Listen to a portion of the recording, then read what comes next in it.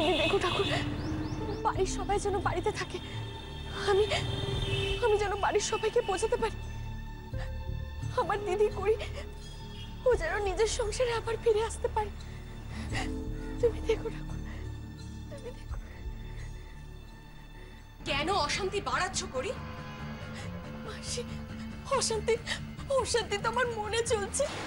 আমি আর নতুন করে অশান্তি কি বাড়াবো বলুন?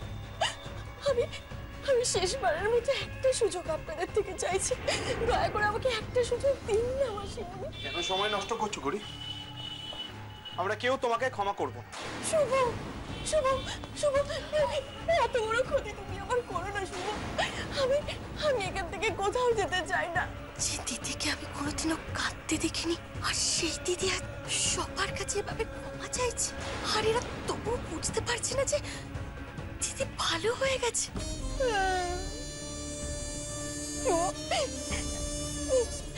একটা সুযোগ দাও না শুভ। আমি ভেবেছিলাম এসবের মধ্যে কোনো কথা বলবো না, কিন্তু এখন বলতে বাধ্য হচ্ছি।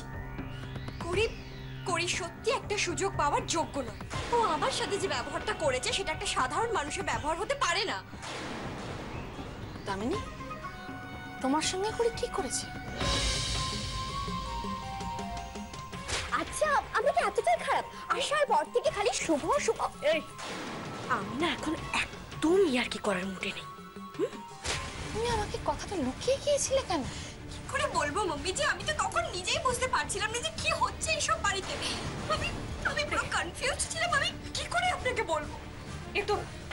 এ তো সাংঘাতিক মেয়ে রে দিদি। শোনো না দিদিভাই, দিদিভাই, সেদিন আমি আমার অজান্তেই আমার নখটা তোমার হাতে লেগে গেছিল। বিশ্বাস করে আমি ইচ্ছে করে কিচ্ছু করিনি। ওই দেখি, ছাড়ো। আমি বেশ ম্যানেজ করে আনছিলাম, তুমি মাঝখান থেকে হঠাৎ করে ফোন দিলে তো। এর শোধ আমি তুলবই। আগে এই বাড়িতে আমি সেট হয়ে যাই, তারপর তোর মজা আমি দেখাবো দামিনী। তুমি এখনো কেন এখানে দাঁড়িয়ে আছো বলো তো? তোমার মনে হয় আমার বাড়ির লোকেরা তোমাকে অ্যাকসেপ্ট করবে? করবে না। So get out.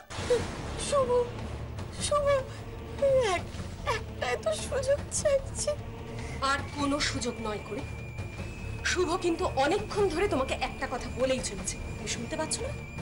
এক্ষুনি বেরিয়ে যাও এখান থেকে তুমি। একটা সুযোগ কি দেওয়া যায় না?